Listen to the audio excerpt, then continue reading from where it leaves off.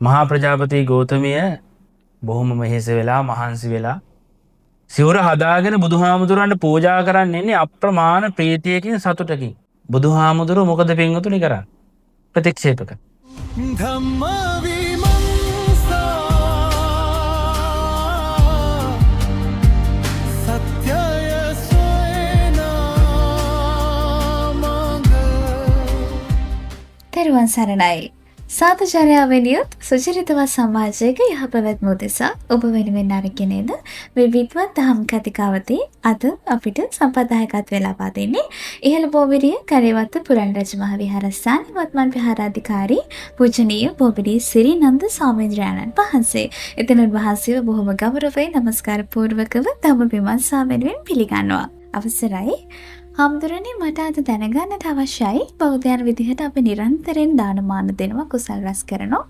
මේ යම් කිසි දානයක් කවර හෝ වේවා දානයක් දෙනකොට අපේ හාමුදුරනේ දානය ලබන පුද්ගලයාට වඩා දානය දෙන පුද්ගලයා සතු කුසල්සිත හෝ කුසල අවබෝධය හෝ ධර්ම අවබෝධය හෝ වැඩි නම් ඒක මහත්ඵල මහානිශංස දානයක් වෙනවා කියලා මේ ධර්ම ග්‍රන්ථ පරිශීලනය කරනකොට මම දැකලා තියෙනවා.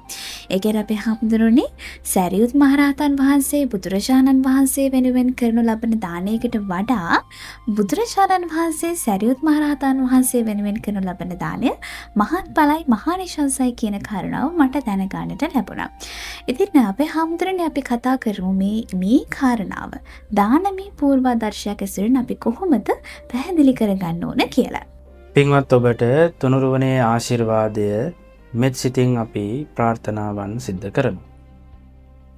භාග්‍යවතුන් වහන්සේ සරියුත් හාමුදුරුවන්ට දෙන දානය සරියුත් හාමුදුරුවෝ බුදුහාමුදුරුවන්ට දෙන දානට වඩා මහත්ඵලයි. ඕක හරි ලස්සනට බුදුහාමුදුරුවෝ අපිට පැහැදිලි කරනවා මේ බුදුහාමුදුරුවන්ගේ සුළුමව මහා ප්‍රජාපති ගෞතමිය බුදුහාමුදුරුවන්ට මගේ බුදු පුතාට පූජා කරනවා කියලා සිවුරක් හදා ගන්නවා. බොහොම මෙහෙස වෙලා මහන්සි වෙලා සිවුර හදාගෙන බුදුහාමුදුරන්ට පූජා කරන්න එන්නේ අප්‍රමාණ ප්‍රීතියකින් සතුටකින්. බුදුහාමුදුරුව මොකද පින්වතුනි කරන්නේ? ප්‍රතික්ෂේප කරනවා. දෙවෙනි අවස්ථාවෙත් පූජා කරනවා බුදුහාමුදුරුව ප්‍රතික්ෂේප කරනවා. තුන්වෙනි අවස්ථාවේ බුදුහාමුදුරුවන්ට ගෞතමිය මේ සිවුර පූජා කරන්න හදනකොට බුදුහාමුදුරුව අනුශාසනා කරනවා සංඝේ ගෞතමී දේහි. ගෞතමිය ඔක මහා සංඝරත්නයට දෙන්න. ඇයි බුදුහාමුදුරුව මහා සංඝරත්නයට දෙන්න කියලා මේ ගෞතමියට යෝජනා කරේ තමන්ගේ සුළු මවට? බුදුහාමුදුරුව දන්නේ නැද්ද කොච්චර ආසාවකින්ද අම්මා මේ සිවුර හදාගෙන ආවේ මට පූජා කරන්න කියලා? පින්වතුනි, හේතුව තමයි බුදුහාමුදුරුව ඇත්තටම තමන්ගේ අම්මට හරි ආදරෙයි. බුදුහාමුදුරුව මුළු ලෝකෙටම ආදරෙයි.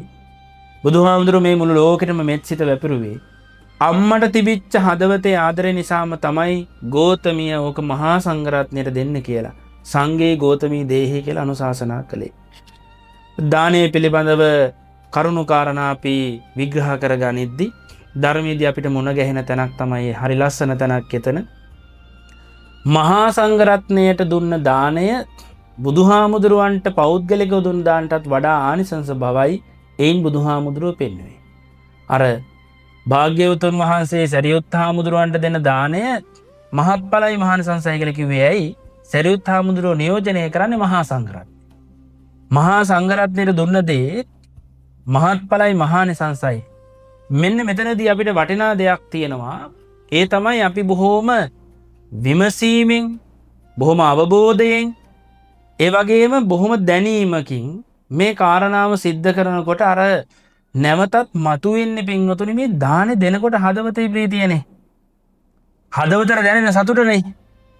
චිත්තම් පුනාතිති පුඤ්ඤං හදයන් පුනාතිති පුඤ්ඤං කියලා සතුටම තමයි පින කියලා දේශනා කළේ. එතකොට ඒ සතුටම පින බවට පින්වතුනි පරිවර්තනය වෙද්දී ඒ සතුට උපදින්නේ කොහෙන්ද? මෙලෝ දෙයක් දන්නේ නැතුව දෙන්නම් වාලේ දන් දීලා හරියන්නේ නැහැ. තාත්තා මැරිච්ච හින්දා, අම්මා මැරිච්ච හින්දා, තමන්ගේ සහෝදරයා මැරිච්ච හින්දා දාන දීලා වැඩක් නැහැ. උපන්දිනේට දාන දුන්නොත් හොඳයිනේ කියලා දාන දීලා වැඩක් නැහැ. දෙන්න ඕනේ මොකටද? බුදුහාමුදුරෝ දේශනා කළා බුද්ධ පූජාව තියද්දි බුදුගුණ වඩාගෙන ඒක පූජා කරන්න. සංඝයාට මේ දෙන දේ පූජා කරන දේ අතින් හිතින් දෙකෙන්ම අත්හැරලා පූජා කරන්න.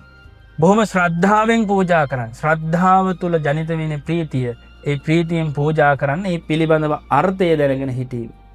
ඒ පිළිබඳ අවබෝධයෙන් යුක්තව කටයුතු සිද්ධ කිරීම පින්වතුනි බොහෝම වටින කාරණාවක්. ඕමෙන් නිකන් එන ඒවා නෙමෙයි හොඳේ.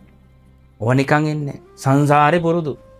සසර පුරුදු නැත්තම් කොහොමද පින්වතුනි මේ පින්කම් කරන්නේ? මේ සංසාරේ අපි පුරුදු කරලා තියෙන දේ නැවත නැවතත් බුද්ධ ශාසනයක් මුණ ගැහිච්ච වෙලාවේදී අර්ථ සහිතව සිද්ධ කරගන්න තරම් පින්වතුනි තමන් ප්‍රඥාවන්ත වෙන්න ඕන. ඒ ප්‍රඥාවම තමයි ඒ එල්බගත්ත සිතවිල්ල තමයි ඔබට මින් එහාට සංසාර ගමන සුවපත් කරගන්න අවශ්‍ය කරන මාවත විවර කරන්න. එනිසා කවදාවත් දන් දීලා පින්වතුනි කිසිම මිනිස්සෙක්ට ලෝකේ වැරදුනේ නැහැ. ශාසනයේ වතාවත් සිද්ධ කළා වැරදුනේ නැහැ. බුදුරජාණන් වහන්සේ අපිට පැහැදිලි කරන්නෙම මේ මහා සංඝරත්නයට දුන්න දේ මහත්ඵලයි මහානිසංසයි කියලා. නිසා අර්ථ සහිතව අපි ඒ කාරණාවන් සිද්ධ කරගෙන ඒ මහත්ඵල මහානිසංසය අත්පත් කරගෙන නිවනින් මෙහා පැත්තේ තමන්ගේ සංසාරික ජීවිතේ සුවපත් කරගන්න අවශ්‍ය කරන මාවත විවර කරගමු කියලා අපි මේ තුල පින්වත් ඔබට බොහොම ගෞරවයෙන් යුක්තව යෝජනා කරනවා.